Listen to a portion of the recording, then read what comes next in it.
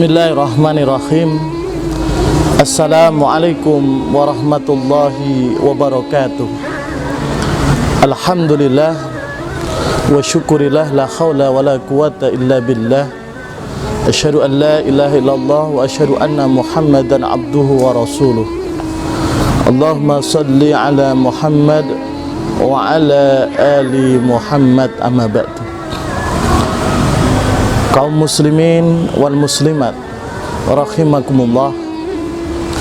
Yang pertama, marilah kita panjatkan puji dan syukur kita kehadirat Allah Subhanahu wa ta'ala yang telah memberikan kenikmatan, karunia yang begitu banyak kepada kita semuanya. Apalagi di saat kondisi pandemi yang seperti ini. Akan tetapi Allah masih memberikan kita perlindungan. Allah masih memberikan kita kenikmatan yang luar biasa banyaknya. Bahkan andai kata kita menghitungnya, mungkin tidak akan mampu. Jikalau kita menghitung nikmat-nikmat Allah, tentunya tidak akan mampu menghitungnya, nikmat yang telah diberikan Allah kepada kita semuanya. Maka kita selaku orang Islam sudah sepantasnya dan sepatutnya untuk senantiasa selalu bersyukur atas nikmat yang telah diberikan Allah kepada kita semuanya. Karena janji Allah jelas, la in syakartum la azidannakum. Barang siapa bersyukur atas nikmat yang telah diberikan Allah kepada kita semuanya, maka janji Allah, la azidannakum, Allah akan menambah nikmat yang kita terima tanpa mengurangi sedikit pun. Maka jikalau kita saat ini dengan kondisi sehat badan kita, mari kita gunakan dengan sebaik-baiknya untuk beribadah kepada Allah. Jika kita memiliki kelonggaran rezeki, mari kita keluarkan sebagian rezeki kita untuk sedekah, untuk infak, dan untuk kegiatan-kegiatan sosial lainnya. Akan tetapi sebaliknya, barang siapa diberi kenikmatan yang begitu banyak dan dia ingkar, kufur atas nikmat yang telah diberikan Allah, maka janji Allah juga tegas dan sangat jelas. Wala in kafartum inna adzabi lasyadid. Barang siapa ingkar, kufur terhadap nikmat-nikmat Allah, maka sesungguhnya azab Allah sangatlah pedih. Dan semoga kita termasuk orang-orang yang ahli syukur, dan mudah-mudahan kita dimudahkan untuk senantiasa mensyukuri atas apa yang kita terima saat ini. Salam dan salawat semoga tetap tercurah kepada qudwatuna Nabi Allah Muhammad sallallahu alaihi wasallam, yang telah memberikan satu tauladan, yang telah memberikan satu pencerahan kepada kita semuanya, sehingga kita umat Islam mampu membedakan mana yang hak dan mana yang batil. Ikhwafillah rahimakumullah, bahwa kita hidup di dunia tidak hanya sebatas kita makan, tidak hanya sebatas kita minum, tidak hanya sebatas kita berinteraksi. Akan tetapi Allah Subhanahu wa ta'ala menciptakan kita di dunia ini ada sebuah tujuan, ada sebuah tugas dan tanggung jawab yang harus kita laksanakan. Ada 3 hal paling tidak yang menjadi tujuan tugas kita sebagai hamba Allah Subhanahu wa ta'ala. Yang pertama yaitu bahwa kita diciptakan Allah untuk beribadah kepada Allah Subhanahu wa ta'ala. Wa ma khalaqtul jinna wal insa illa liya'budun. Dan aku Allah tidak menciptakan jin dan manusia melainkan supaya untuk menyembah pada Allah Subhanahu wa ta'ala. Ibadah tentunya memiliki cakupan yang sangat luas. Ada ibadah yang kaitannya hubungan dengan Allah, hablu minallah, dan hubungan ibadah hubungan kepada sama manusia, yaitu hablu minan nas.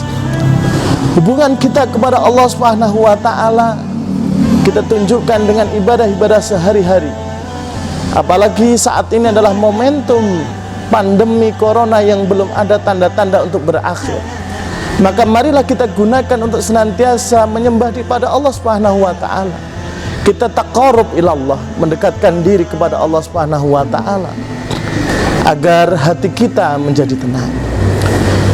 Ada ibadah yang hubungannya sesama manusia, hablum minan nas, bahwa Islam mengajarkan kita untuk saling tolong menolong.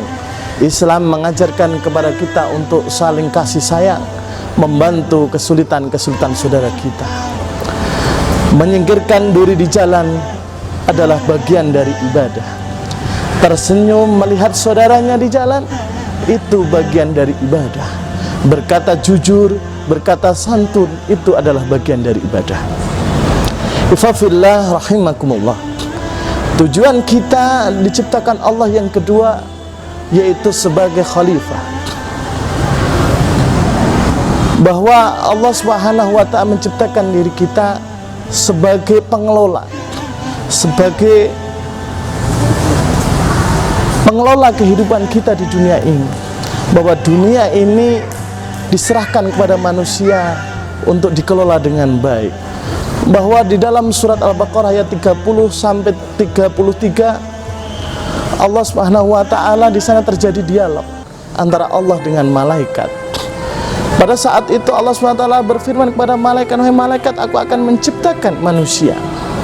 Kemudian malaikat bertanya, "Ya Allah, apakah engkau akan menciptakan manusia padahal ketika nanti manusia akan membuat kerusakan?" Maka dijawab oleh Allah bahwa aku lebih mengetahui dari apa yang tidak engkau ketahui. Bahwa khalifah di sini memiliki cakupan arti yang sangat luas. Bahwa kita diberi kebebasan untuk mengelola dunia, mengelola bumi ini sesuai dengan porsinya. Jangan sampai kita berlebihan. Maka di antara makhluk Allah yang sangat sanggup, yang sangat siap ketika menerima tawaran untuk mengelola bumi ini, yaitu manusia. Karena manusia diberi kelebihan oleh Allah berupa akal. Ifafillah rahimakumullah. Maka dari itu mari kita seimbang. Eksploitasi alam sebanyak-banyaknya boleh, akan tetapi harus diperhatikan tata kelola yang baik dan dampak baik buruknya. Jangan sampai justru kita membuat kerusakan di muka bumi. Seperti firman Allah, "Dhaharal fasadu fil barri wal bahri bima kasabat aydin nas." Bahwa telah nampak kerusakan di daratan dan di lautan, itu akibat ulah tangan manusia. Ifafillah rahimakumullah.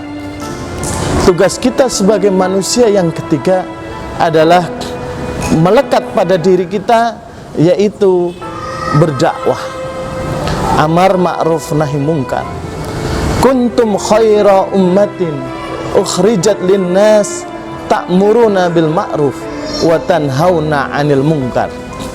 Bahwa kita ini adalah manusia pilihan yang dipilih oleh Allah untuk menyeru kepada kebaikan, kepada yang ma'ruf, dan mencegah kepada kemungkaran. Akan tetapi kita ingat bahwa Islam mengajarkan kesantunan. Kita mengajak harus dengan cara-cara yang baik, dengan cara-cara yang santun. Bahwa Islam adalah rahmatan lil alamin. Islam adalah rahmat bagi seluruh alam. Bahwa kita punya kewajiban untuk mengajak, kemudian mengarahkan saudara-saudara kita untuk berbuat baik dan mencegahnya pada perbuatan-perbuatan yang fahsyat. Akan tapi harus dilandasi dengan nilai-nilai, dengan adab-adab yang baik, dengan mau'idatul hasanah, dengan cara-cara yang baik. Ada sebuah kata-kata bahwa kita mengajak bukan menginjak, kita menyayang bukan menendang, dan kita merangkul bukan memukul. Mari kita tampakkan bahwa Islam adalah agama yang damai, bahwa Islam adalah agama yang penuh dengan kasih sayang, bahwa kita ditugaskan mengajak saudara kita dengan cara-cara yang ma'ruf, dengan cara-cara yang baik. Jangan sampai justru dakwah kita menjadikan orang lain terluka, menjadikan orang lain kemudian kita terjadi permusuhan. Bahwa Rasulullah SAW memberikan contoh yang baik, akhlak yang santun, dengan perkataan yang lemah lembut ketika waktu itu berdakwah. Ifafillah rahimakumullah. Demikian yang dapat kami sampaikan, mudah-mudahan bermanfaat. Dan di momentum COVID-19 ini yang belum ada tanda-tanda untuk berakhir, mari kita gunakan untuk bermuhasabah diri, untuk memperbaiki diri kita. Ketika ada perbuatan-perbuatan kita yang kurang baik, mari kita perbaiki. Ketika ada dosa-dosa masa lalu, mari kita beristighfar kepada Allah Subhanahu wa taala. Tidak ada yang pantas kita sombongkan atas diri kita. Kekayaan yang kita miliki itu hanyalah titipan dari Allah Subhanahu wa taala. Tidak ada yang pantas kita sombongkan. Rumah mewah bertingkat, mobil yang bagus, itu semua hanyalah titipan dari Allah Subhanahu wa taala, dan suatu saat akan kita ambil. Dan yang terpenting bahwa kita ini diberi kesempatan oleh Allah masih hidup, dan kita tidak tahu sampai kapan lagi Allah akan memberikan kita kesempatan untuk hidup. Maka marilah kita gunakan dengan sebaik-baiknya. Kita bermuhasabah diri, introspeksi diri, memperbaiki atas kekurangan dan kesalahan yang pernah kita lakukan. Kita beristighfar kepada Allah Subhanahu wa taala. Aqulu qouli hadza astaghfirullahal azim. Assalamualaikum warahmatullahi wabarakatuh.